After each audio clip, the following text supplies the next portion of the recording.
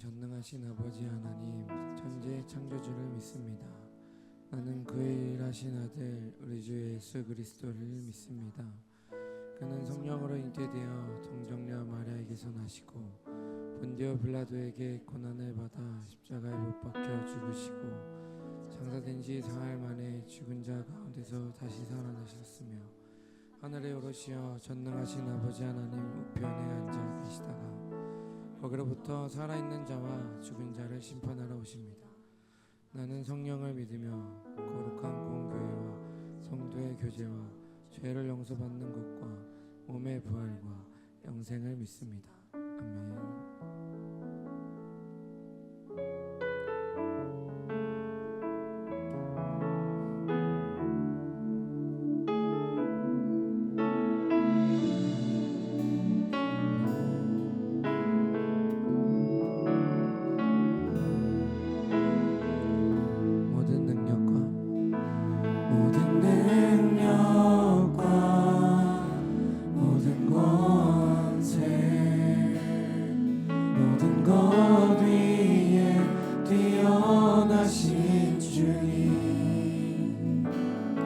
세상이 증량할 수 없는 지혜로 모든 만물 창조하셨네. 모든 나라와 모든 보좌 이 세상 모든 경이로움보다 세상 모든 값진 보물보다 더욱 귀하신 나의 주님.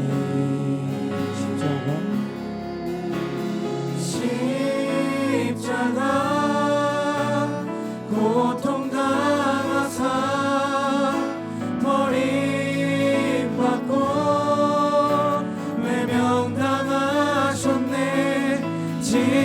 짓밟힌 장미꽃처럼 나를 위해 죽으셨네. 나의 주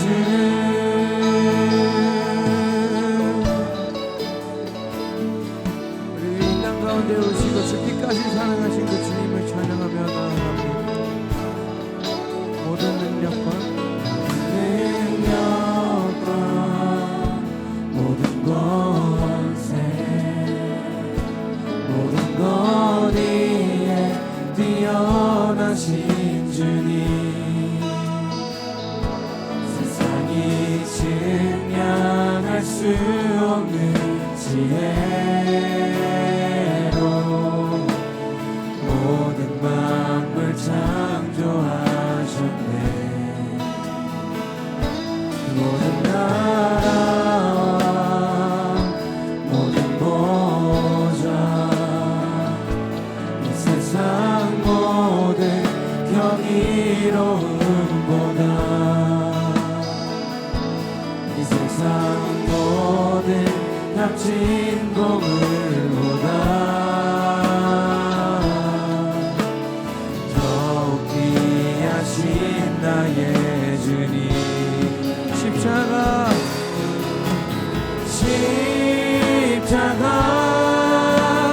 고통당하사 버림받고 외면당하셨네. 짓밟힌 장미꽃처럼 나를 위해 죽으셨네. 나의 주 십자가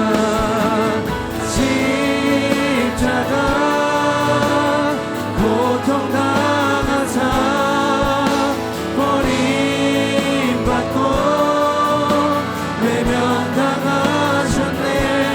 짓밟힌 장미꽃처럼 나를 위해 죽으셨네. 나의 주 십자가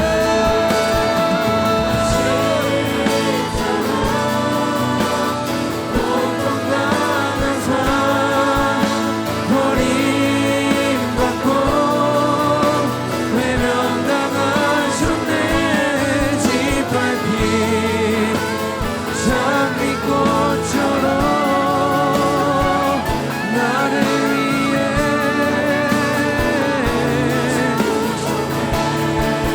마지막으로 한 번 더 고백하며 나갑니다.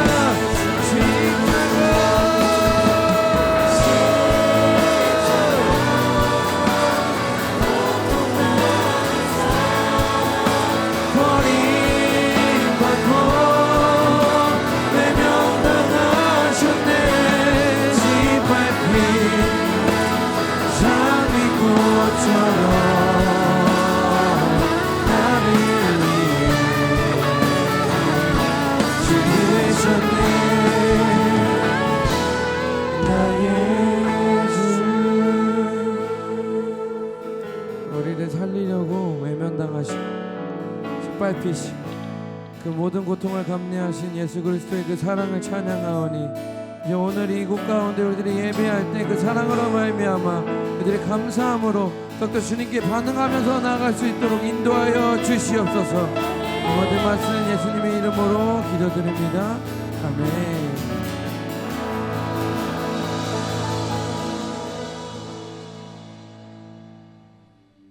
아주 훌륭한 그 캠페인인 것 같아요.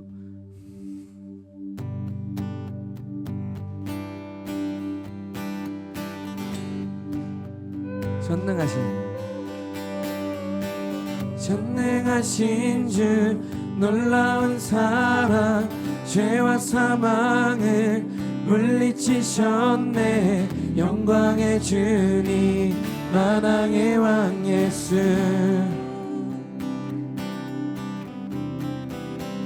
온 땅 흔드는 주님의 위엄 모든 만물이 주를 경배해. 영광의 주님 만왕의 왕 예수 놀라우신 은혜 완전하신 사랑 나의 죄 위하여 십자가 지신 주.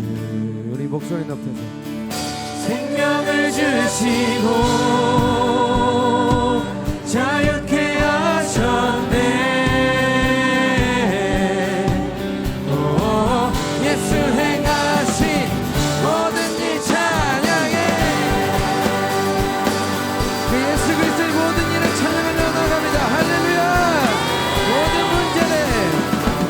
모든 문제를 다스리시는 고아된 우리를 자녀 삼으신 영광의 주님 만왕의 왕 예수 우리들을 공의와 진리로 다스리시며 공의와 진리로 다스리시며 태양보다 더 밝게 빛나는 영광의 주님 만왕의 왕 예수 놀라우신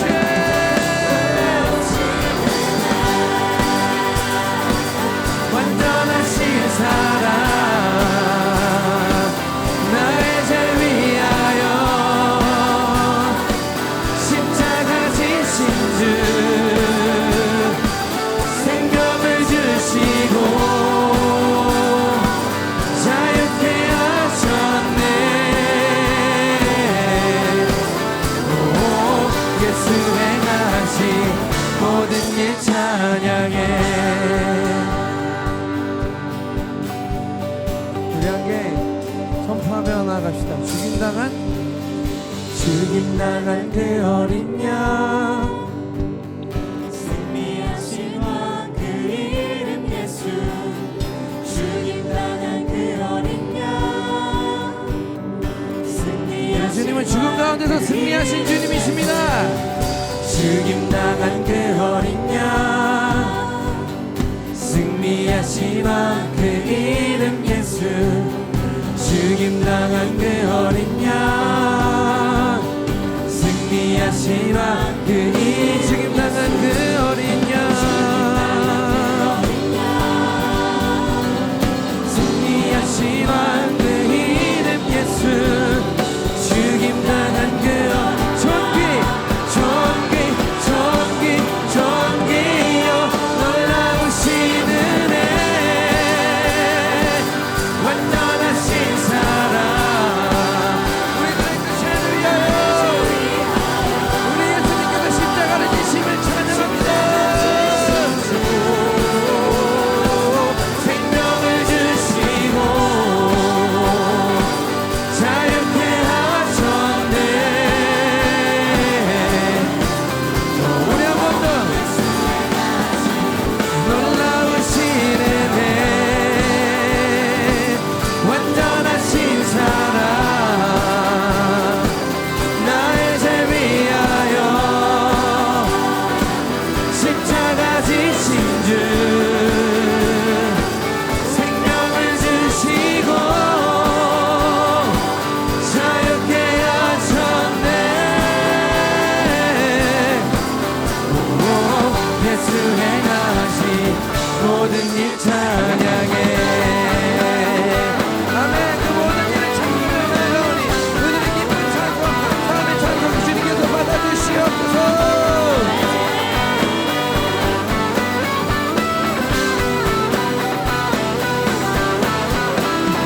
여러분께 영광의 박수 올려드립시다. 할렐루야.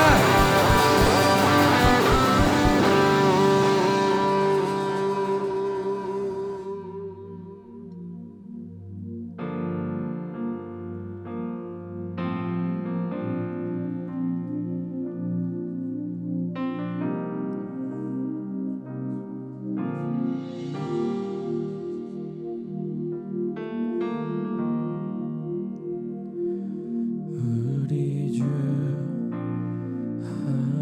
하나님 큰 영광과 존귀를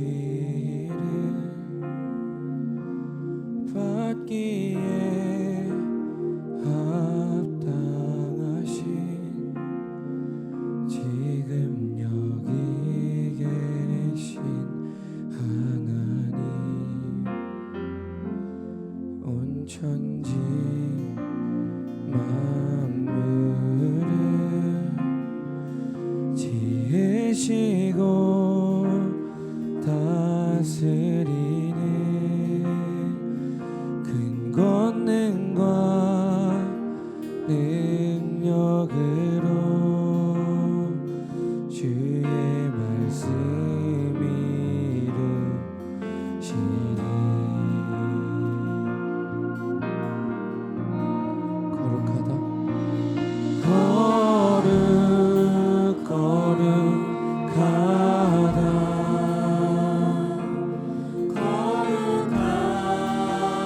주 하나님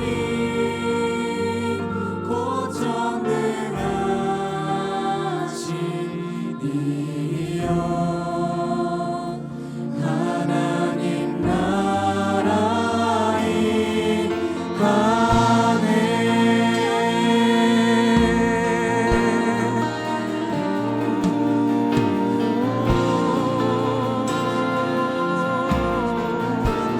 주임제 하실 때 주임제 하실 때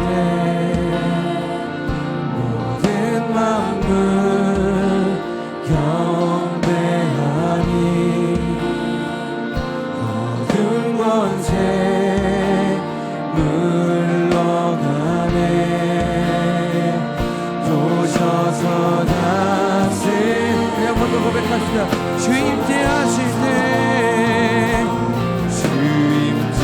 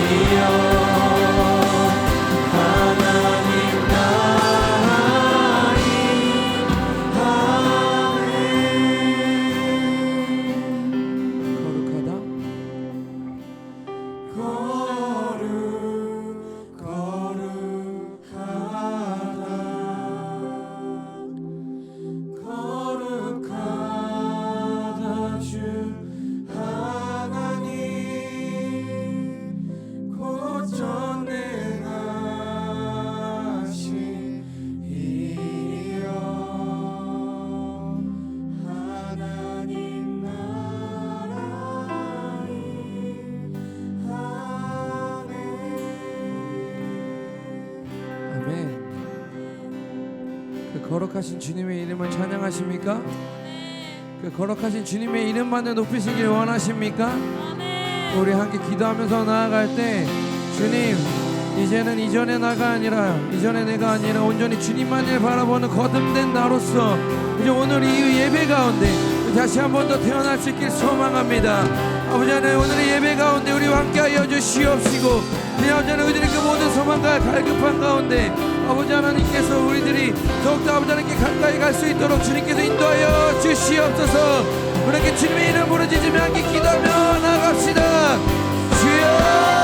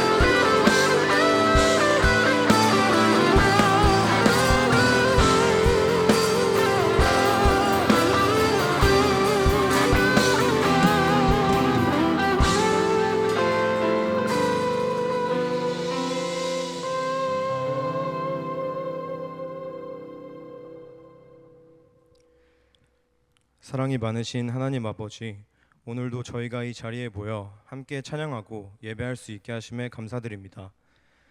지난 한 주간의 삶을 돌아보면 하나님의 뜻보다 세상의 뜻을 앞세우고 사랑과 순종 없는 삶을 살았음을 고백합니다. 저희의 부족함과 연약함을 주님 앞에 내려놓고 진정으로 회개하게 하여 주세요. 사순절의 시간을 보내고 있는 우리가 우리의 죄를 위해 십자가를 지신 예수님의 사랑을 깊이 묵상하며 그 사랑을 깨닫고 실천하는 공동체 되게 하여 주세요. 또 공동체를 위해 기도하고 수고하는 이들이 있습니다. 그들의 섬김 위에 주님의 은혜와 힘을 더하여 주시고 섬김 속에서도 기쁨과 감사가 넘치게 하여 주셔서 그들의 수고를 통해 우리 공동체가 더욱 하나님을 사랑하고 서로를 세워가는 공동체가 되게 하여 주세요.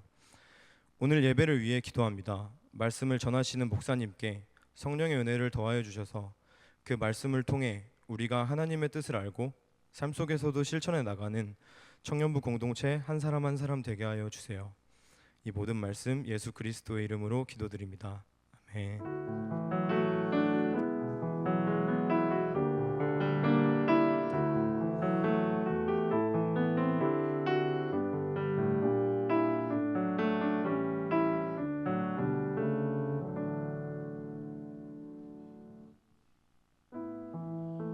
그러므로 형제들아, 내가 하나님의 모든 자비하심으로 너희를 권하노니 너희 몸을 하나님이 기뻐하시는 거룩한 산 제사로 드리라. 이것이 너희가 드릴 영적 예배니라. 아멘. 이 시간 함께 일어나셔서 봉헌하겠습니다.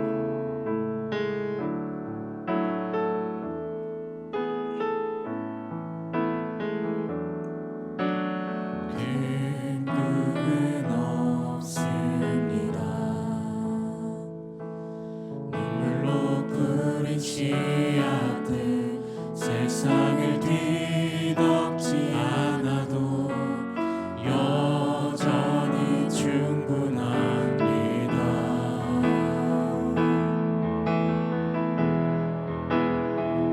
주님만이 내 사랑입니다.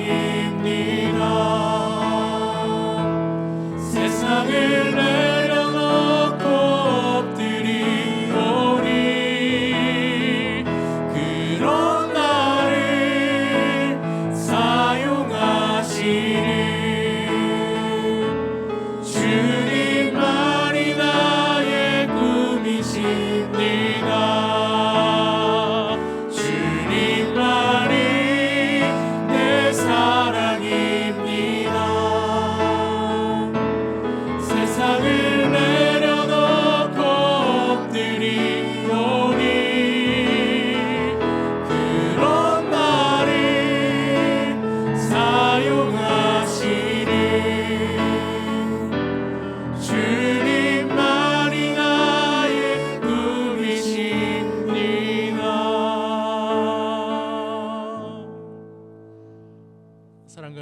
풍성하신 하나님 아버지, 이 시간 두 손을 하나님 앞에 모아 기도하며 봉헌하게 하시니 감사합니다. 우리의 삶을 돌아볼 때 부끄러운 순간들이 많았습니다. 주님이 일하고 계신데도 내 눈에 보이지 않으면 없다 여겼고 내 상식에 맞지 않으면 하나님의 일이 아니라 말했습니다. 주님, 이 시간 우리의 교만을 용서하여 주옵소서. 주님, 예수의 이름을 힘입어 오늘 이 자리에 나온 우리 모두에게 앞이 보이지 않아도 신뢰함을 향해 걸어갔던 그 한 걸음처럼 우리의 능력으로는 할 수 없는 순종이지만 주님 말씀 붙잡고 예물 드리는 이 마음을 받아주셔서 우리 모두에게 하나님의 한량없는 능력을 부어 주옵소서. 주님, 오늘 빈손으로 나오는 일들도 있습니다. 그러나 그 빈손에 담긴 시간과 마음을 주님께서 아시오니 그 또한 주님 앞에 드리는 귀한 예물로 받아 주옵소서. 주여, 우리가 한 가지 아는 것은 주님이 우리에게 이 삶을 허락하셨다라는 것입니다. 우리를 살게 하신 이도 여호와시오니 우리가 살아갈 때 정말 필요한 물질 또한 주님께 올려드릴 때 물질로 사는 인생이 아니라 예수로 사는 인생 되게 하여 주옵소서. 주님, 특별히 오늘 봉헌위원으로 선 주님의 아들이 있습니다. 주님, 이 자녀가 품고 있는 간구를 주님께서 아시오니 어디로 가야 할지, 이 길이 맞는 건지 때로는 확신보다 두려움이 먼저 찾아올지라도 주의 아들의 하나님의 선하신 뜻이 분명히 있게 하여 주셔서 흔들릴 때마다 주님 먼저 다가와 주시고 끈기와 힘을 더하여 주셔서 세상 끝날까지 주님 손 붙잡고 나아가는 주의 아들 되게 하여 주옵소서. 봉헌하는 이 자리에 선 우리 모두의 그 모든 것들까지도 하나님께서 함께 기도하여 주셔서 하나님의 그 모든 간구 속에서 이 모든 일들이 선하게 이루어질 줄 알고 믿사오니 주여, 믿음을 가지고 고백하는 우리의 기도를 들어 응답하여 주옵소서. 감사드리오며 예수 그리스도의 이름으로 기도드립니다. 아멘.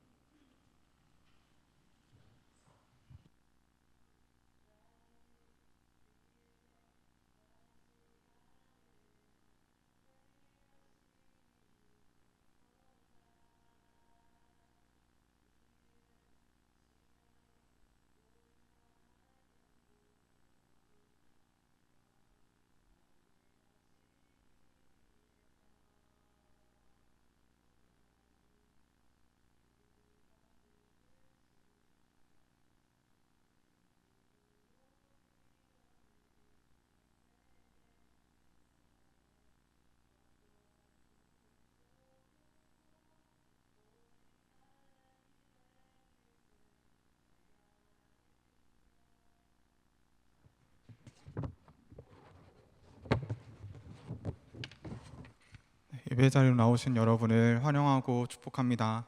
네, 앞자리가 많이 채워졌으니까 보기가 좋네요. 네, 준비한 선물이 있다고 하는데 그 선물은 나중에 공개하도록 하겠습니다. 네, 여러분, 사순절 잘 보내고 계신가요? 네, 저희 오늘 사순절 네 번째 주일 지금 지나오고 있는데요. 여러분, 이번 사순절 매년 반복되는 절기라고 생각하지 마시고 우리가 주님의 십자가와 또 그 은혜를 더욱 묵상하는 시간 됐으면 좋겠습니다. 사순절 40일 묵상 챌린지 청년부 단톡방과 또 사랑방 카톡을 통해서 공유되고 있는 걸로 아는데, 여러분 그냥 지나치지 마시고 그 말씀 묵상하시면서 우리의 삶 가운데 십자가의 사랑을 더욱 묵상할 수 있기를 바랍니다. 그리고 사순절 특별 새벽 기도회가 내일부터 시작됩니다. 특별히 21일에는 저희 청년부가 함께 특송을 하거든요.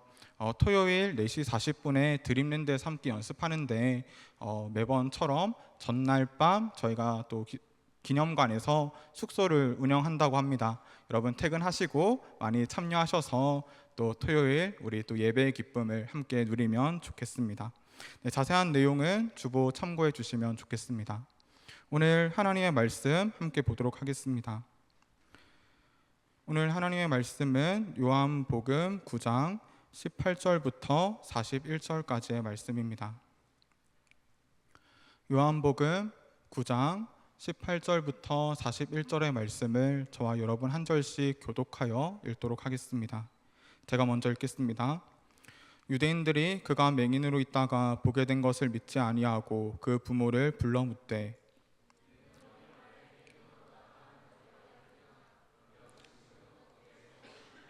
그 부모가 대답하여 이르되 이 사람이 우리 아들인 것과 맹인으로 난 것을 아나이다.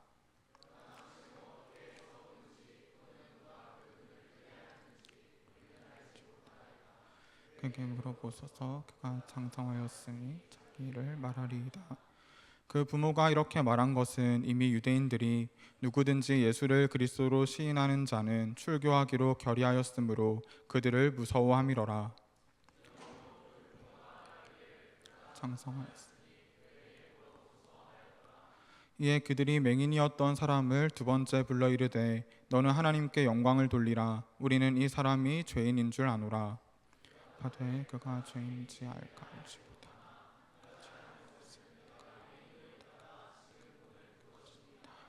그들이 이르되 그 사람이 내게 무엇을 하였느냐? 어떻게 내 눈을 뜨게 하였느냐?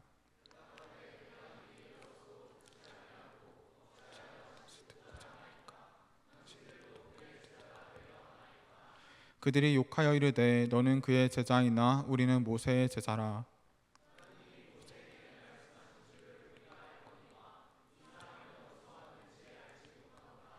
그 사람이 대답하여 이르되 이상하다. 이 사람이 내 눈을 뜨게 하였으되 당신들은 그가 어디서 왔는지 알지 못하는도다.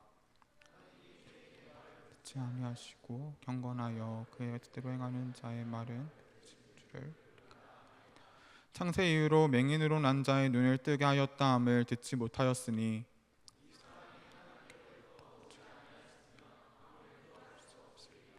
그들이 대답하여 이르되 내가 온전히 죄 가운데서 나서 우리를 가르치느냐 하고 이에 쫓아내어 보내니라.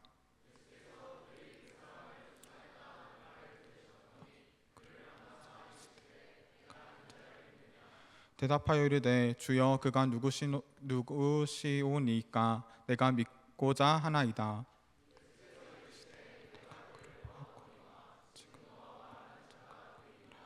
이르되 주여 내가 믿나이다 하고 절하는지라.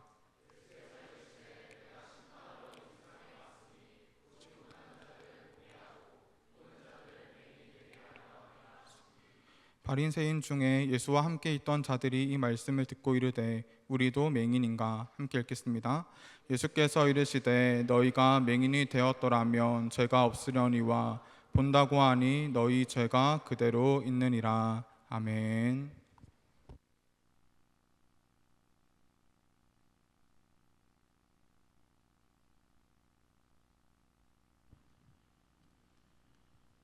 할렐루야. 앞자리에 앉으면 뭐 준다고 해서 설레는 마음으로 왔는데 저 자리에는 없어요. 뭔지 궁금합니다. 이따가 알려주시면 좋겠습니다. 네. 오늘 본문의 상황을 보면 여러 배경들이 좀 중첩이 되어 있습니다. 예수님이 길을 걸어가고 계시는 상황인데 당시 예루살렘 이 길가에는 안 못 보는 사람, 걷지 못하는 사람 등등 굉장히 많은 장애를 가진 사람들이 앉아서 구걸을 하고 있었다고 합니다. 그리고 그런 사람들을 보면서 사람들이 손가락질하면서 이렇게 얘기했다고 합니다. 저 사람은 저렇게 죄를 지어서 벌 받는 거야. 나는 저렇게 되지 말아야지. 그렇게 했다고 해요. 이게 사람들의 상식이었어요. 그런데 오늘 본문을 보면 그 상식을 바꾸시는 사역을 오늘 예수님이 하고 계시더라라는 것이죠. 1절에 보니까 이렇게 기록이 되어 있습니다. 1절 보니까 예수께서 길을 가실 때에 날 때부터 맹인된 사람을 보신지라 이렇게 말해요. 태어날 때부터 앞을 못 보는 사람이 있었다라는 거예요. 이 사람은 길가에 앉아서 사람들의 소리와 또 걷는 소리 그 모든 것들을 들었지만 사람이 어떻게 생겼는지 또 무엇이 어떻게 있는지 그런 것들을 전혀 자각하지 못하는 그런 맹인이었다라는 거죠. 근데 그 사람을 예수님이 주목해서 보셨다라는 거예요. 그러면서 2절에 이렇게 기록이 되어 있습니다. 2절 볼까요?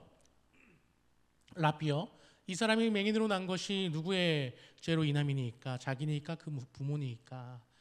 지금 이 말은 예수님이 주목하여 보고 있는 걸 같이 보던 제자들이 예수님께 묻는 질문입니다. 제자들이 이 사람 보자마자 예수님한테 이렇게 묻는 거예요. 이 사람이 왜 맹인이에요? 라고 말하는 게 아니라 누구 죄 때문입니까? 라고 묻고 있다라는 거죠. 이미 제자들은 답을 정해놓고 있어요. 누군가가 죄를 지었으니까 이 사람이 이렇게 된 거다. 당시에는 아프면 죄 때문이고 가난하면 벌 받는 거고 불행하면 뭔가 하나님의 치심이 있는 거다. 그렇게 상식으로 생각하던 때였어요. 그게 세상을 이해하던 방식이었습니다. 근데 여러분 이거 우리도 잘하지 않나요? 형태가 좀 다를 뿐이지. 누가 힘들어하면 우리가 가장 먼저 그 사람한테 뭐라 그래요? 무슨 일 있었어? 무슨 일이야? 원인을 물어봐요. 취준이 안 되면, 취업이 안 되면 뭐가 문제지? 나 스펙 부족한가? 나 면접 때 뭐 잘못했지? 우리를 돌아보잖아요. 또 관계가 꼬이면 내가 뭘 잘못 말했나? 내 행동이 뭔가 잘못됐나? 아니면 저 사람이 문제인가? 그렇게 원인을 찾습니다. 또 기도가 잘 안 되면 내 믿음이 부족한 건가 싶어서 자꾸 원인을 찾아요. 여러분, 우리는 이유를 찾습니다. 왜냐하면 이유를 알면 고칠 수 있다고 생각하기 때문이에요.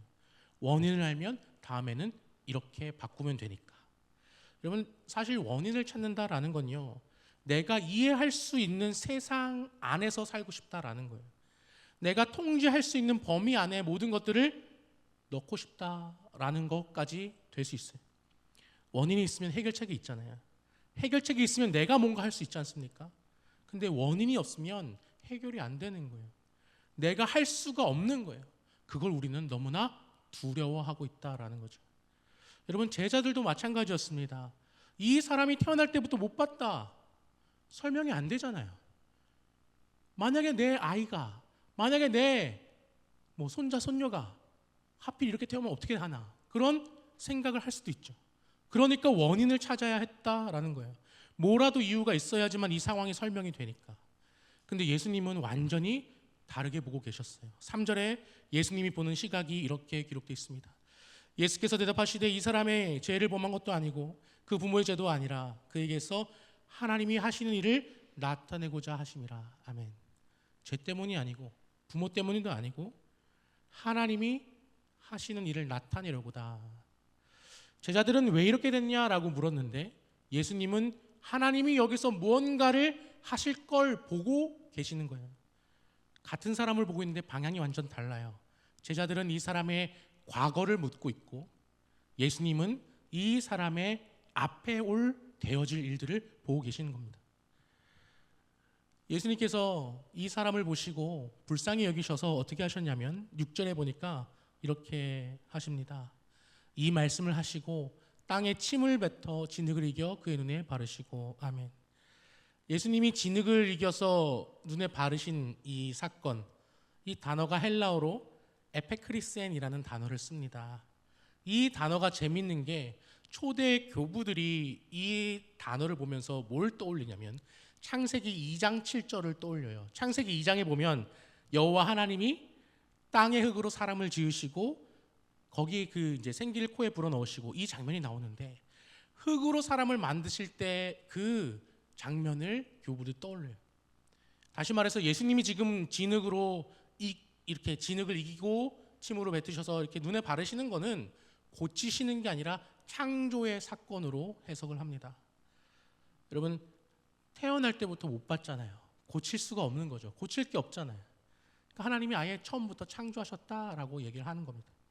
그러면서 하나님의 아들이신 예수께서 뭐라고 말씀하시냐면 7절에 이렇게 기록되어 있습니다. 7절 보니까 이르시되 실로암 못에 가서 씻으라 하시니 이에 가서 씻고 밝은 눈으로 왔더라. 아멘. 실로암에 가서 씻으라. 우리 노래도 있잖아요.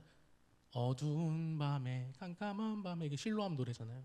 이 유명한 실로암, 이 사건이 바로 이 사건입니다. 여러분, 이 사람은 아까도 말했지만 날 때부터 본 적이 없습니다. 근데 갑자기 어떤 사람이 와서 진흙을 바르는데 깨끗한 진흙도 아니에요. 자기가 길가에 앉아서 사람들 밟고 다니던 그 흙을 침을 퇴 뱉어서 조물딱조물딱 해서 자기 눈에 바르는 거예요. 여러분, 이게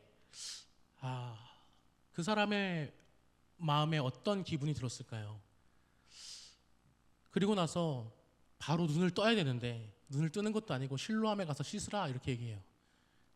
내가 앞을 못 본다고 나랑 장난치는 건가? 저였으면 그렇게 생각했을 것 같거든요. 여러분, 이 사람이 왜 실로암까지 갔을까요?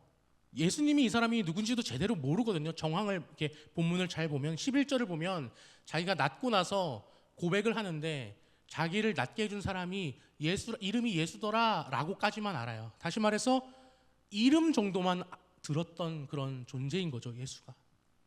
그런데 실로암에 간 거예요. 왜 갔을까요? 저는 이 사람이 그만큼 절박했다고 생각합니다. 태어나서 한 번도 본 적이 없고 누구 하나 자기한테 도움을 준 사람이 없는데 그의 귀에 앉아있는데, 길가에 앉아있는데 어느 순간 예수라는 이름이 계속 들려왔던 거겠죠.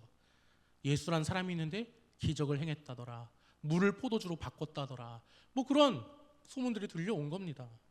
그게 이 사람의 마지막 희망이었다는 거죠. 안 될 수도 있고 또 실망할 수도 있었지만, 근데 이거 안 붙잡으면 더 이상 희망이 없으니까 그래, 붙잡아보자. 이게 이 사람의 심정 아니었을까요? 여러분, 근데 이 실로암 못이 어디에 있었느냐, 이 사람이 어디에 앉았느냐가 중요해요. 이 사람은요, 길가인데 아마도 높은 확률로 성전을 올라가는 길가에 앉았을 확률이 높습니다. 당시에는 성전 가는 길에 많은 그런 장애인들이 앉아 있었다고 하거든요. 성전 아래쪽으로 쭉 내려가야 실로암 못이 있어요. 내리막길이에요. 고도가 한 115m 정도 차이가 납니다. 거리로 치면 한 600m 차이가 나요. 저 산 꼭대기에서 한 600m 아래로 내려가야 되는 거예요. 눈이 안 보이는 사람이. 제가 예전에 아는 누나랑 설악산을 간 적이 있어요.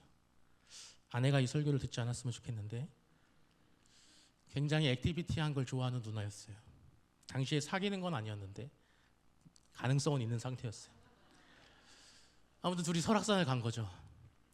근데 올라가는데 끝도 없이 올라가더라고요. 설악산이 완전 정상까지는 아니고 이제 목표 지점이 있었습니다.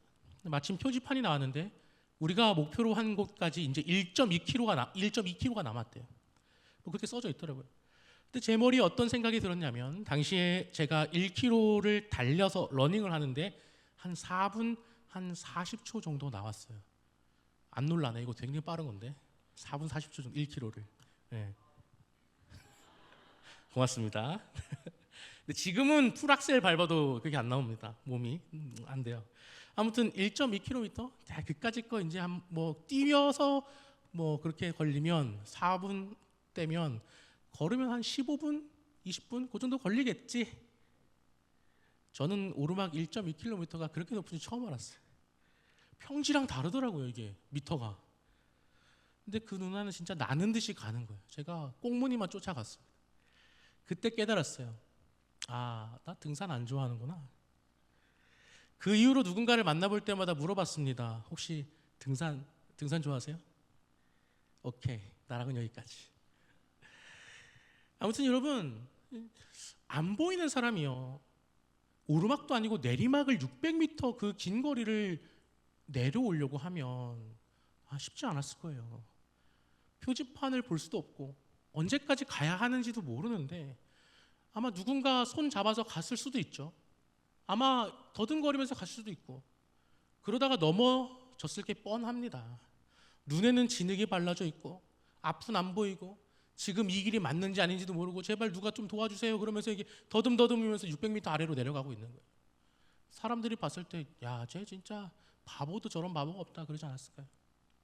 근데 이 사람은 그런 비웃음과 그런 말도 안 되는 그런 상황을 겪으면서도 끝까지 실로암 못으로 내려가는 겁니다. 근데 여러분, 여기서 중요한 포인트가 하나 있어요. 예수님이요, 같이 그 사람과 가준 게 아니라는 거예요. 전 이게 놀라웠어요. 혼자 다녀오라 그랬어요. 그럼 같이 가주면 좋잖아요. 내가 데려다 줄게 하면서 손잡고 같이 가주시면 좋잖아요. 근데 아니라는 거죠. 혼자 갔다 오라는 거예요. 여러분, 믿음이란 그런 거더라고요. 하나님이 말씀하셨으면 앞이 안 보여도 가야 되는 거예요. 길이 맞는지 아닌지 확신할 수 없어요. 근데 그 걷는 그 걸음은 나의 결단이라는 거예요. 하나님이 대신 걸어주는 게 아니다라는 거죠. 여러분, 이 사람의 이 결단은 정말 위대한 거였어요. 그러니까 그 실로암이라는 노래가 지금까지 이어지지 않겠습니까? 너무 은혜롭잖아요. 근데 여러분, 우리가 쉽게 간과해서는 안 되는 지점이 또 하나 있습니다. 이 사람이 결단을 할 수 있었다라는 거는 예수님이 가장 먼저 이 사람한테 오셨다라는 거를 까먹으면 안 된다는 거예요. 아무도 안 쳐다보는 사람한테 와서 가서 씻으라라고 말씀해 주신 분이 예수님이에요. 여러분, 출발점은 예수님이다라는 거예요. 모든 출발점은. 우리의 결단도 중요하지만 그 결단을 해주시게 만드시는 분이 있는데 그게 예수다라는 거죠. 근데 우리는 그걸 잊어버릴 때가 참 많습니다. 은혜를 받아놓고 내 공로로 포장할 때가 많아요. 왜 그럴까요? 우리도 앞이 안 보일 때가 많았거든요. 언제까지 해야 되는지. 그 모르는 상황에서 정말 열심히 달려오지 않습니까? 그러다 보니까 취업이 되면 나 진짜 열심히 했다. 잘했다. 관계가 잘 되면 나 진짜 여기까지 참았다. 잘했다. 신앙이 좀 괜찮으면 나 정말 열심히 신앙생활 하려고 노력했다. 내가 자꾸 드러나게 되죠. 근데 솔직히 돌아보면 내가 그렇게 하려고 마음먹은 가장 근원적인 이유를 찾다 보면 예수님께서 그 마음을 주셨기 때문이다라는 거예요. 근데 그 음성을 까먹고 우리는 매번 내가 한 것처럼 살아가는 때가 참 많다라는 거죠. 오늘 본문을 보면 이 사람은요, 자기가 보게 된 그 기쁨을 만끽할 순간조차 없었어요. 자기 스스로 내려갔잖아요. 그 고난을 겪었잖아요. 야, 내가 했다.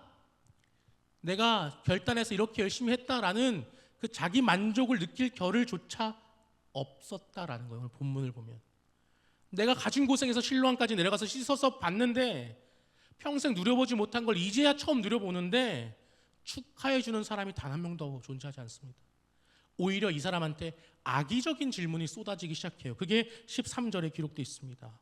13절 말씀이에요. 그들이 전에 맹인이었던 사람을 바리새인들에게 데리고 가니. 아멘. 그들이라는 것은 지켜보던 사람들이에요. 지켜보던 사람들이요, 야, 눈 떴어, 야, 축하한다, 이게 아니라 바리새인한테 끌고 가는 거예요. 왜요? 14절에 이렇게 기록되어 있습니다. 14절 볼까요?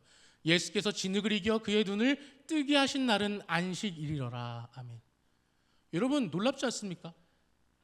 지켜보던 사람들이요, 어디서부터 지켜봤다면 예수님이 침을 뱉어서 진흙을 이기던 그 순간에서부터 봤어요.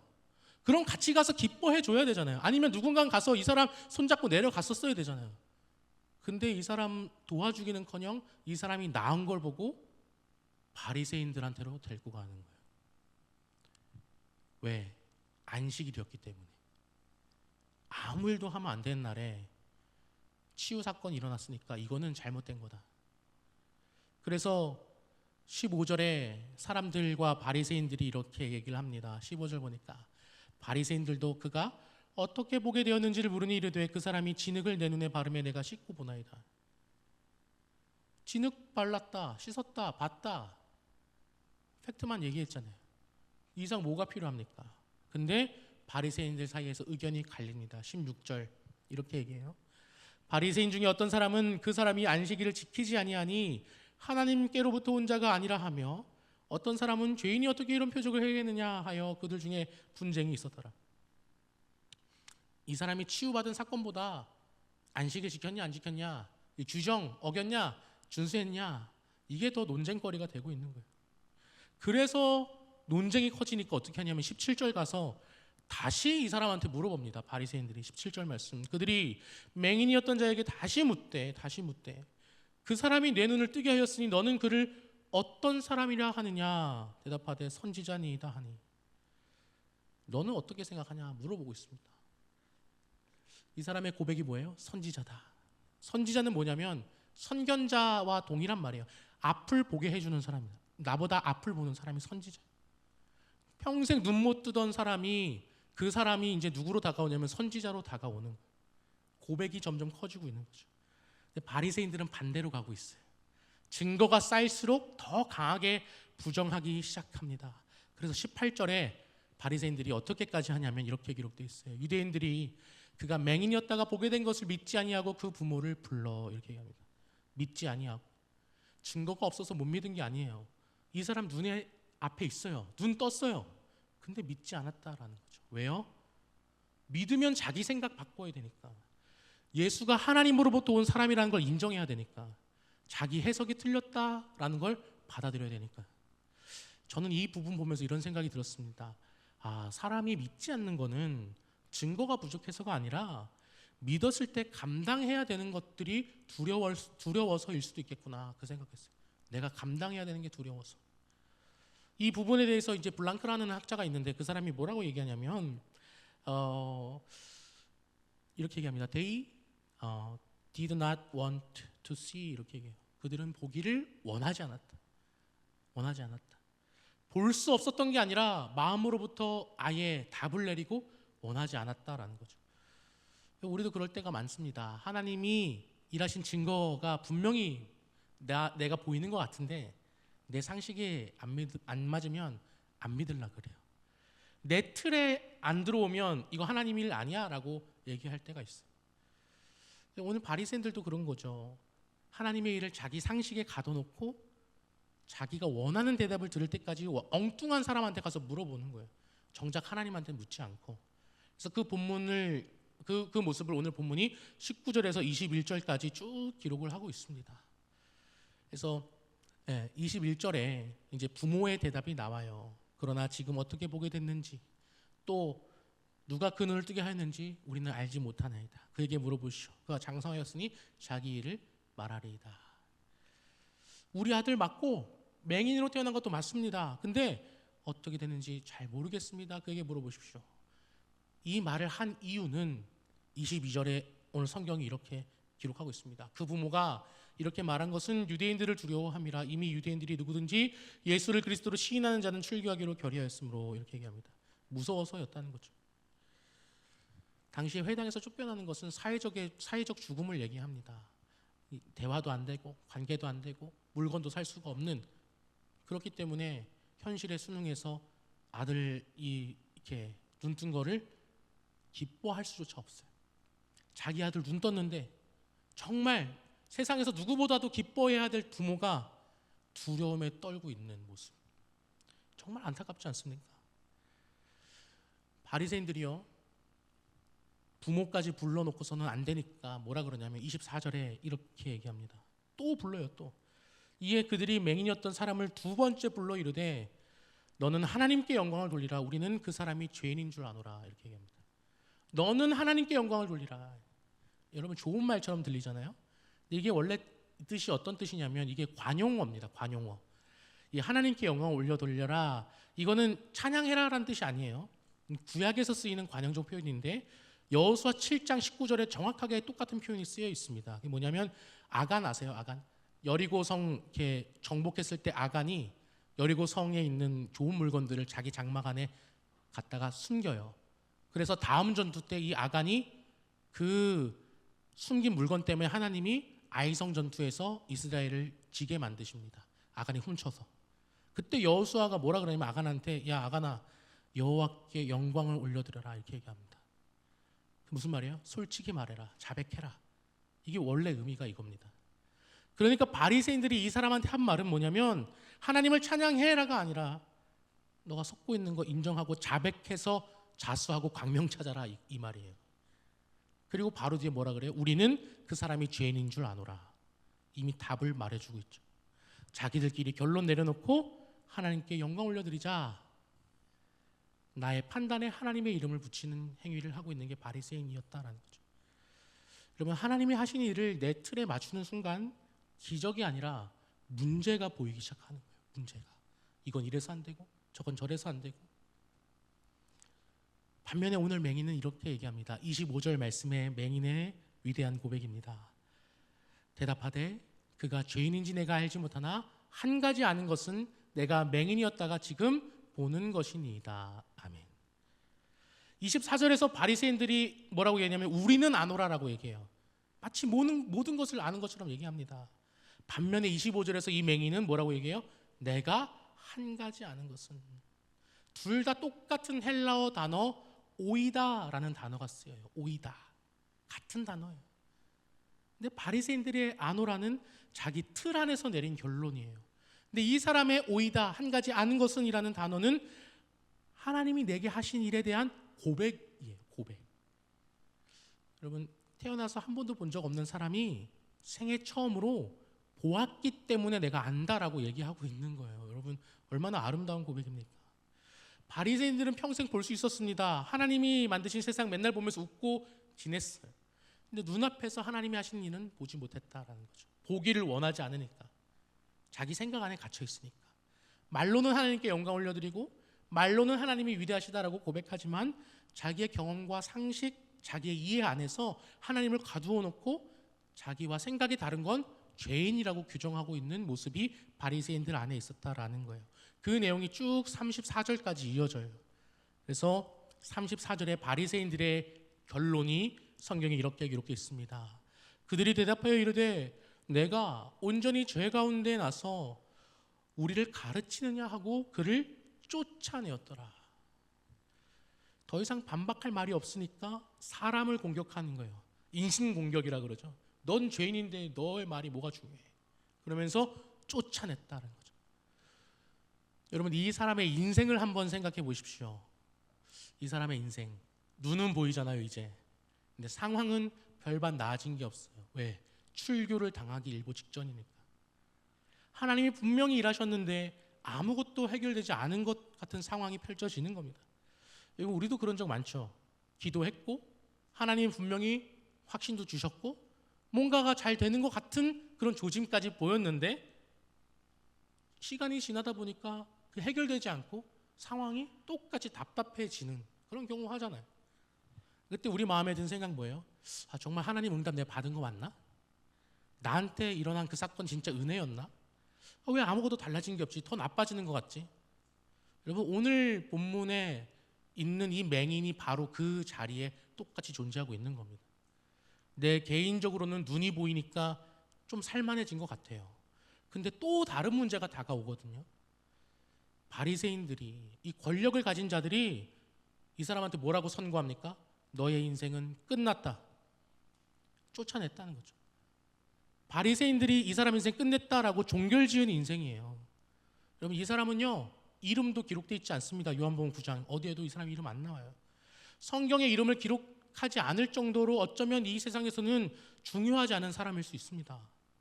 그래서 바리새인은 너무나도 쉽게 이 사람의 인생을 종결시킵니다. 내가 온전히 죄 가운데 나서 우리를 가르치느냐 하고 쫓아내니라. 끝났어요. 바리새인들한테는 이 사람의 이야기는 더 이상 중요하지 않습니다. 끝난 이야기예요. 근데 저는 이 부분을 묵상하면서 솔직한 마음이 하나 올라왔어요. 아, 내가 이 맹인이라면, 내가 이 큰 세상 앞에서 싸울 때 힘 없는 나를 예수님이 좀 도와줘야 되는 거 아닌가? 바리새인들하고 논쟁하는 그 자리에 예수님이 멋있게 딱 나타나셔서 그 바리새인들의 입을 딱 막아주면 얼마나 좋을까? 근데 예수님은 안 계셨다라는 거예요. 13절부터 34절까지 단 한 번도 나타나지 않으세요. 이 사람은 혼자 서 있습니다. 근데 그것조차, 저의 그런 생각조차, 예수님이 계시면 당연히 날 지금 도와줘야 돼 라는 그 내 생각조차 하나님의 일을 내 틀 안에 가둬놓는 일이 아닌가 하는 그런 생각이 들었습니다. 여러분, 오늘 본문은 사실은 아까 34절에서 끝나는 이야기예요. 세상의 눈으로 봤을 때. 그런데 41절까지 이야기가 계속되더라고요. 성경은요, 세상이 종결시킨 그 이야기, 아무도 관심이 없는 그 자리에 그제서야 오히려 예수 그리스도를 등장시키고 있다라는 거예요. 35절 말씀입니다. 35절 말씀. 우리 같이 한번 읽겠습니다. 예수께서 그들이 그 사람을 쫓아냈다 하는 말을 들으셨더니 그를 만나사 이르시되 내가 인자를 믿느냐. 아멘. 예수께서요, 그들이 그 사람을 쫓아냈다 하는 말을 뭐 하셨대요? 들으셨대요. 예수님 들으셨대요. 예수님, 우리 생각엔 예수님 옆에 있어야 되잖아요. 쫓아내기 전에 다 해결해 줘야 되잖아요. 그렇지 않다는 거죠. 쫓아냈다는 그 결론을 들으셨다. 그리고 그제서야 예수님 어떻게 하세요? 그를 만나셔서 이르시되, 말씀하셨다는 거죠. 그러면서 이제 뭘 말씀하시냐면, 놀랍게도 내가 인자를 믿느냐라고 말씀하세요. 믿느냐, 믿음을 얘기하시더라고요. 여러분, 눈을 뜨게 하실 때 너가 나를 믿으면 내가 눈 뜨게 해줄게 이렇게 묻지 않으셨어요. 기적을 경험한 순간이 아니에요. 쫓겨나고 다 잃고 아무것도 없는 그 자리에서야 예수님이 찾아오셔서 너가 나를 믿느냐라고 말씀하고 계세요. 기적을 받은 게, 기적을 체험한 게 이 사람 믿음 때문이 아니다라는 거죠. 눈이 떠진 게 믿음과 이퀄이 아니라는 겁니다. 똑같다는 게 아니에요. 다 잃은 자리에서, 아무것도 해결되지 않는 것 같은 자리에서 그래도 믿느냐, 이게 진짜 믿음이다라는 거죠. 여러분 그리고 이 사람이 뭐라고 대답합니까? 36절에 대답하여 이르되 주여 그가 누구시오니까 내가 믿고자 하나이다. 아멘. 믿나이다가 아닙니다. 믿고자 하나이다예요. 믿고 싶습니다. 이거잖아요. 확신에 찬 고백은 아닙니다. 완전하지 않아요. 너무 인간적이더라고요. 우리도 이러거든요. 내 삶의 기적과 같은 일들을 계속 경험을 할 때가 있죠. 근데 그게 나는 내 입으로 고백합니다. 하나님의 능력으로 이루어진 일이었노라. 나의 과거에 있는 그 모든 일들이. 근데 그 고백을 할 때조차 지금 이 내 자리에서 하나님 믿느냐라고 물어봤을 때 하나님 내가 하나님 믿습니다 라고 고백하는 것보다 하나님 내가 믿고자 하나이다, 믿고 싶은데 아직 믿음이 부족합니다 라고 고백하는 게 더 우리의 모습과 닮았다라는 거예요. 우리는 여전히 이 맹인과 같은 고백을 하고 있다라는 것입니다. 그런데 예수님이 이 불완전한 고백을 거부하지 않으세요. 37절 말씀이죠. 예수께서 이르시되 내가 그를 보았거니와 너와 말하는 자가 그이니라. 너와 말하는 자가 그다. 맹인이 눈이 뜨였습니다. 이전에는 보지 못하는 것을 봅니다. 그리고 이제 예수님과 대화를 하기 시작했어요. 우리도 마찬가지죠. 영안이 열려서 예수님이 하시는 일들과 예수님의 존재를 체험하게 되면 우리의 믿음이 완전하게 될 거라는 그런 생각을 하지만 그렇지 않습니다. 예수님과의 대화, 인격적인 만남, 그걸 통해서 진정한 믿음의 고백으로 나아가게 된다라는 거예요. 여러분 그 대화 어디서 할 수 있습니까? 기도의 자리에서 할 수 있다라는 거예요. 말씀을 듣는 자리, 찬양을 하는 자리, 예배를 드리는 그 자리가 예수님을 다시 만나서 대화하는 자리가 된다라는 거예요. 그렇게 했을 때 이 사람의 믿음이 성장해서 어떻게 되냐? 38절 예수님과 대화한 후에 이 사람의 고백입니다. 이르되 주여 내가 믿나이다 하고 절하는지라. 아멘. 여러분 이게 믿음이에요. 이게 증인의 삶이에요. 세상이 끝냈다고 종결지은 그 자리에서 예수님 다시 만나고 무릎 꿇은 거예요. 저는 오늘 이 본문을 묵상하면서 나도 증인의 삶을 살고 싶다라는 마음이 들었습니다.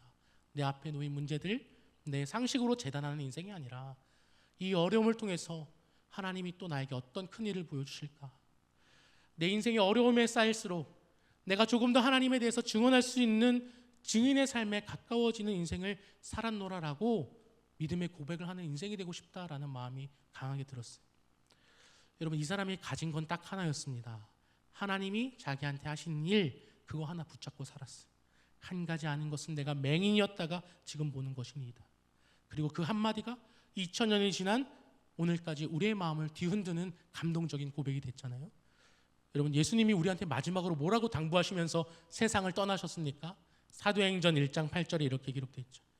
오직 성령이 너에게 임하시면 너희가 권능을 받고 예루살렘과 온 유대와 사마리아와 땅끝까지 이르러 내 증인이 되리라 하시니라. 아멘. 증인이 되라. 고백하는 자가 되라. 여러분 오늘 우리 앞에 답이 없는 것들이 참 많이 있습니다. 풀리지 않는 것들이 있어요. 이해되지 않는 것들 있습니다. 근데 답이 없는 그 자리가 예수님이 다시 찾아오실 자리라는 거예요. 내 힘으로 답을 내리고 내 힘으로 해결책 만들려고 하지 말고 먼저 예수님 만나는 자리, 기도의 자리로 나갈 수 있기를 간절히 소망합니다. 그럼 예수님 만나는 그 자리에서 나로서는 이해할 수도 없고 납득이 되지도 않는 문제들로만 보이는 그 모든 것들이 주여 내가 믿나이다 하고 고백이 나오는 사건들로 변화될 줄 믿습니다. 여러분 여러분의 삶의 모든 문제들이 믿음의 고백으로 다 변화되어서 온 세상에 하나님을 믿는 믿음을 증거하는 저와 여러분 다 될 수 있기를 간절히 소망합니다. 시간 우리 함께 이 찬양으로 우리의 믿음을 고백하면 좋을 것 같습니다. 믿음이 없이는 이 찬양 부르면서 하나님 믿음 없는 나의 마음에 주여 믿나이다 엎드려 전할 수 있는 그 믿음이 생기게 하여 주옵소서라고 고백했으면 좋겠습니다. 주님 제 주님 제 마음이 너무 둔해서 주님을 볼 수 없습니다. 이 땅에 속하여 이 땅만 보다가 주님 손을 놓쳤으니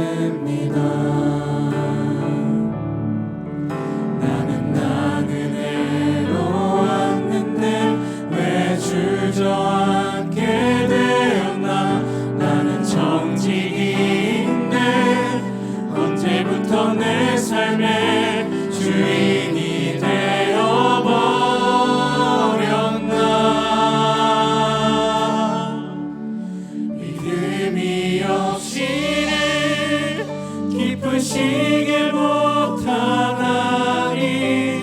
고된 수고도 다 헛될 뿐이라 믿음이 없어서 무너진 삶의 모든 자리에 다시 주님을 기다립니다. 주님이 제자의 길을 걷기 원하시는 분들은 자리에서 일어나셔서 여기 고백하며 나가길 소망합니다. 주님 제 마음이 너무 둔해서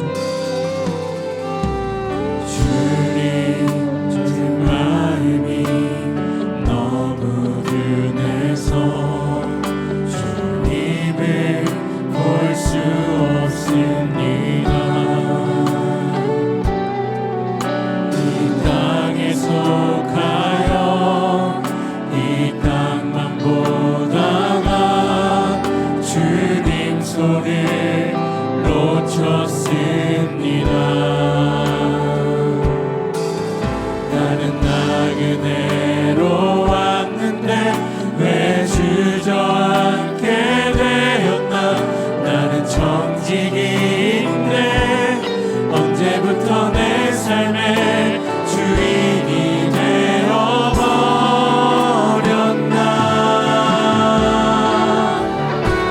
믿음이 없이는 기쁘시게 못하나니 고된 수고도 다 헛될 뿐이라 믿음이 없어서 무너진 삶의 모든 자리에 다시 주님을 믿음이 없이는 기쁘시게 못하나니 고된 수고도 다 헛될 뿐이라 믿음이 없어서 무너진 삶의 모든 자리에 다시 주님을 기다립니다. 아멘. 이 시간 우리 함께 기도로 나아가길 소망합니다. 바리새인들처럼 내 상식과 경험 안에 주님을 가두는 저희의 마음이 있습니다. 주님, 이 시간 하나님의 일을 내 안에 내 생각으로 제한하지 않도록 주여 내 마음의 모든 틀들을 깨부수어 주옵소서. 주님, 결과가 보이지 않고 이 길이 맞는지 확신도 없는 자리에 있습니다. 그럴지라도 실로암까지 내려간 그 맹인의 결단처럼 앞이 보이지 않아도 한 걸음 내딛는 순종의 걸음을 내딛는 우리가 되게 하여 주옵소서. 주님, 기도했는데 상황이 나아지지 않을 때, 오히려 힘들어질 때 정말 하나님이 하신 게 맞나, 그 은혜, 내가 받은 은혜를 의심할 때가 있습니다. 그러나 하나님께서는 그 순간에조차 찾아와 주셔서 나를 믿느냐, 다 끝이 날 때에도 나를 믿느냐라고 물어보십니다. 다 잃은 자리에서도 주여 내가 믿나이다 라고 고백해서 죽어도 내가 살겠고 라는 신앙을 가지는 우리들 다 되기를 소망합니다. 주님, 이 시간 이 기도 제목 가지고 이 시간 함께 기도할 때에 능력 부어 주옵소서. 함께 기도하며 나아갑시다. 주여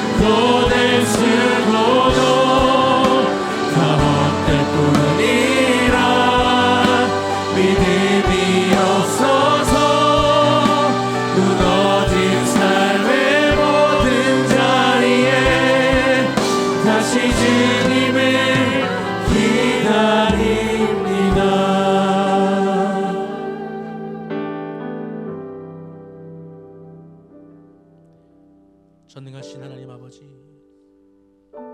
우리의 상식으로 재단할 수 없고 기묘자여 묘사이며 아버지 앞에서 우리는 정말 미약한 존재인데 그 기묘자와 모사인 하나님의 그 놀라운 일들을 보면서 믿지 못하고 우리의 상식으로 재단하려 했던 지난날의 우리들을 용서하여 주옵소서. 주님, 눈앞에서 주님이 일하고 계신데도 보지 않으려고 했던 우리의 완악한 마음을 용서하여 주시고 우리 앞에 펼쳐진 예수 그리스도의 일들을 믿음으로 고백하는 우리를 다 되게 하여 주옵소서. 주님 말씀 하나 붙잡고 그 어려운 길 내려간 실로암의 맹인처럼 주님 말씀 들려오실 때에 우리가 그 말씀 순종해서 어떠한 어려움이든지 어떠한 비웃음이든지 감수하며 감내하며 예수 그리스도를 끝까지 붙잡고 나아가서 기적을 체험하는 우리를 다 되게 하여 주옵소서. 주님, 기도했는데 나아지지 않을 때가 있습니다. 세상이 끝났다고 종결지었을 때가 있습니다. 정말 다 끝난 것 같을 때가 있습니다.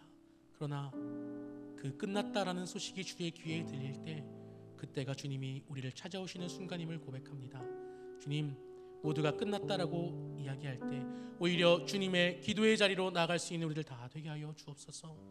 그리하여 그 모든 자리에서 하나님을 고백하며 이 세상에 하나님의 살아계심을 선포하는 놀라운 증인의 역할을 감당할 수 있는 우리들 다 되게 하여 주옵소서. 감사드리옵고 예수 그리스도의 이름으로 기도드립니다. 아멘. 이제는 우리 주 예수 그리스도의 은혜와 하나님 아버지의 극진하신 사랑과 성령님의 교통하심이 주님 전에 나와 예배드리며 예수 그리스도의 증인으로 살기로 결단하며 하나님의 음성을 듣고 그 모든 것들을 감내하며 순종하기로 결단하는 여기에 모인 우리 모두 머리 위에 이제로부터 영원토록 함께 하시기를 간절히 축원하옵나이다. 아멘.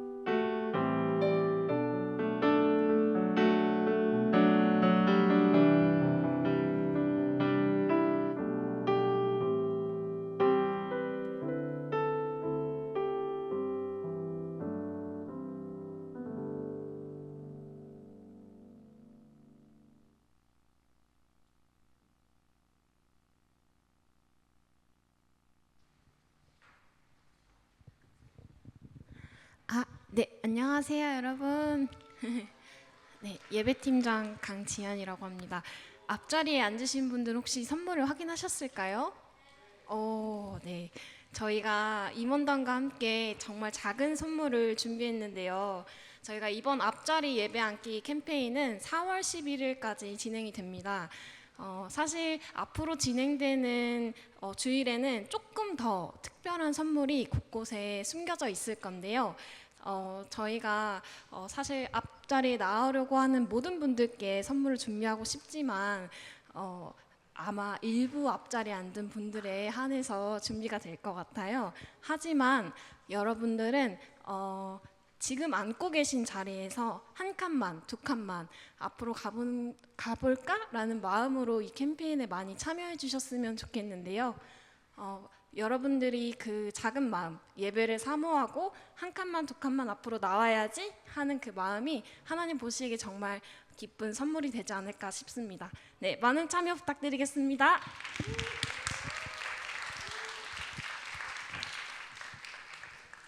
네, 다음 주에는 오늘보다 더 많은 분들이 또 앞자리에 앉으시길 기대하겠습니다. 네, 광고하도록 하겠습니다. 지금 사순절 묵상 챌린지를 계속 진행하고 있습니다.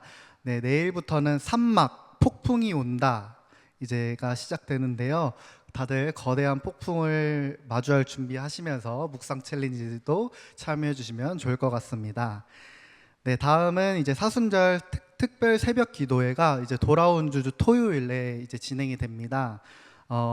특별 새벽 기도가 새벽이 진행되다 보니까 저희가 전날 금요일에 이제 1층 영화부실은 남자 숙소, 또 2층 유아부실은 여자 숙소로 또 준비하고 있습니다. 그래서 대중교통을 이용하기 어려우신 분들은 미리 전날 오셔가지고 이제 자고 같이 하시면 좋을 것 같고요. 저희가 10시까지 문을 열어드리려고 해요. 그래서 시간 내에 와주시면 너무 좋을 것 같고 부득이하게 10시 넘어서 도착할 것 같은 분들은 미리 임원단한테 말해주시면은 이제 시간 맞춰서 문을 열어드리도록 하겠습니다. 다들 오실 거죠? 네, 많은 분들이 오실 거라고 기대하겠습니다. 네, 그리고 현재 입교 세례 신청을 받고 있습니다. 네, 4월 2일 성목요일에 입교 세례식이 진행이 되는데요. 세례는 6주 동안 세례 교육을 받은 분들만 세례식에 참여를 할 수 있다고 해요. 그래서 아직 교육을 못 받으신 분들은 세례교육부에 문의를 하셔서 6주 동안 받으시고, 또 다음 이제 계속 그 성목요일 세례식이 있으니까 그때 또 참여하셔서 세례를 받으시면 좋을 것 같고요. 6주 교육을 받으신 분들은 4월 2일에 또 세례를 받으시길 바라겠습니다. 네, 그리고 다음은 영화 신의 악단 티켓과 환급 이벤트를 계속 진행하고 있습니다. 이게 선착순 20명이라고 하는데 아직 마감이 안 된 걸로 알고 있어요. 그래서 보셨는데 아직 환급을 못 받으신 분들은 서둘러서 이제 1호 또래 이은영 자매님께 꼭 연락하셔서 또 이제 환급 받는 그런 혜택을 누리시길 바라겠습니다. 네, 다음은 이제 다락방 2기 기도 모임을 모집하고 있습니다. 네, 임금님 귀는 당나귀기라는 테마로 이제 운영을 할 예정이고 9명만 선착순으로 받는다고 합니다. 그래서 자리가 얼마 안 남은 걸로 알고 있어요. 그래서 네, 기도에 대한 소망을 가지신 분들은 꼭 이제 신청하셔서 이제 참여하시면 좋을 것 같고, QR 코드를 통해서 이제 신청할 수 있으니까 꼭 주보를 확인하셔서 많은 분들이 함께하셨으면 좋을 것 같습니다. 네, 마지막으로 이제 스터디 위드 어스 팀원을 모집하고 있습니다. 현재 이제 공부를 하고 있거나 이제 뭐 같이 함께 모여서 공부를 하고 싶으신 분들은 이제 신청하셔서 이제 주일 예배 전에 이제 9시부터 12시까지 노량진역 쪽에서 같이 공부를 하고 그다음에 같이 예배 자리로 올 수 있으니까요. 현재 공부하고 싶은 분들은 이제 20또래 선혜라 자매님께 연락하셔서 또 공부 같이 하고 그런 이제 같이 예배까지 드리는 그런 시간을 가지면 좋을 것 같습니다. 네, 이제 광고는 끝났고요. 날이 많이 따뜻해졌는데 사랑방 가셔서도 따뜻한 나눔하시길 바라며 오늘도 행복한 하루 보내세요. 감사합니다.